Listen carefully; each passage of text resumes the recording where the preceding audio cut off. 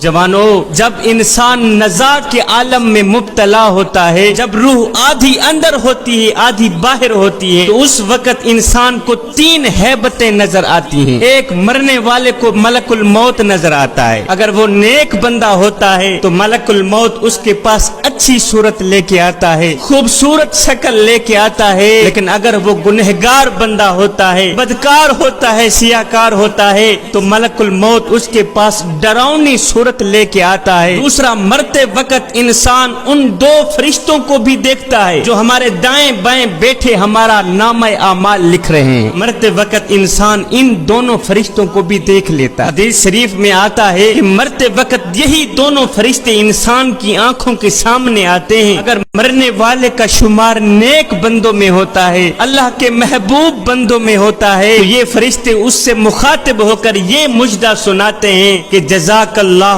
خیرا، جزاک اللہ خیرا، اے مرنے والے خدا تیرا بھلا کرے، خدا تیرا بھلا کرے کہ ہمارے سامنے تو نے بہت سی بندگی کی ہے، تو نے اللہ کو بھی راضی کیا، اس کے رسول کو بھی راضی کیا، راتوں کی تنہائیوں میں اٹھ اٹھ کے قرآن پڑھتا رہا، اللہ کو راضی کرتا رہا، اس کے رسول کو راضی کرتا رہا۔ اے اللہ کے نیک بندے خدا تیرا بھلا کرے۔ اور اگر مرنے والا نیک بندہ نہیں ہوتا، گنہگار ہوتا ہے، بدکار ہوتا ہے، سیاکار ہوتا ہے، تو یہی دونوں فرشتے اس سے مخاطب ہو کر کہتے ہیں اے نادان، لا جزاک اللہ خیرا، حق تعالی تیرا بھلا نہ کرے، نہ کرے، نہ کرے، اس لیے کہ تو نے ہمارے سامنے بہت سے گناہ کیے، بہت سی تقصیریں کی، مظلوموں پر ظلم کرتا رہا، غریبوں کا حق مارتا رہا، مسجد کے نزدیک نہ گیا، قرآن کے قریب نہ گیا، ساری زندگی شیطان کی پوجا کرنے میں گزار دی، ساری زندگی غفلت میں گزار دی۔ اے مردود انسان، خدا تیرا بھلا نہ کرے، خدا تیرا بھلا نہ کرے۔ میرے حضور علیہ الصلوۃ والسلام نے فرمایا کہ مرتے وقت انسان کو یہ بات معلوم ہو جاتی ہے کہ اس نے جنت میں جانا ہے یا جہنم میں جانا ہے، اس کا ٹھکانہ جنت ہے یا دوزخ ہے۔ جو شخص نیک ہوتا ہے، متقی پرہیزگار ہوتا ہے، تو اسے ملک الموت کہتا ہے کہ اے خدا کے دوست، خدا کے حکم سے میں تجھے جنت کی بشارت دیتا ہوں۔ اور اگر کوئی گنہگار بندہ ہوتا ہے، سیاکار بندہ ہوتا ہے، تو ملک الموت اسے کہتا ہے کہ اے خدا کے دشمن، میں خدا کے حکم سے تجھے دوزخ کی بشارت دیتا ہوں۔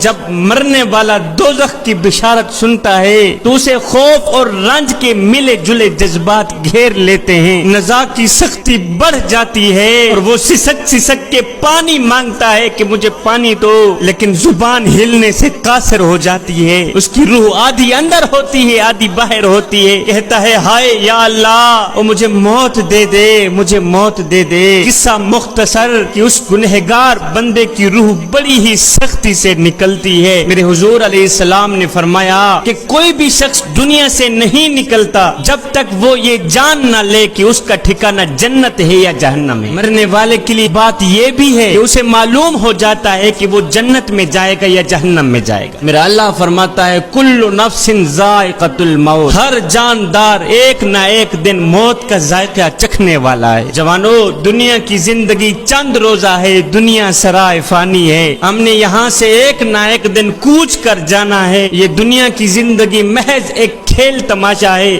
ابن آدم میرا مال، میرا مال، میرا مال کرتا رہتا ہے، مگر اے ابن آدم، تیرا مال صرف وہی ہے جسے تو نے کھا کر ہضم کر لیا، تیرا مال صرف وہی ہے جسے تو نے پہن کر بوسیدہ کر دیا اور صدقہ دے کر ساتھ لے گیا، بس یہی تیرا مال ہے۔ میاں، زیادہ ہائے ہائے کرنے کی کوئی ضرورت نہیں ہے۔ میرے حضور علیہ السلام نے فرمایا مجھے دنیا سے کیا سروکار۔ دنیا کی مثال تو ایسی ہے جیسے کوئی سوار گرمی کے دنوں میں سفر کرے اور کسی درخت کے سائے میں کچھ دیر آرام کرنے کے بعد سوار ہو کر چل دیے۔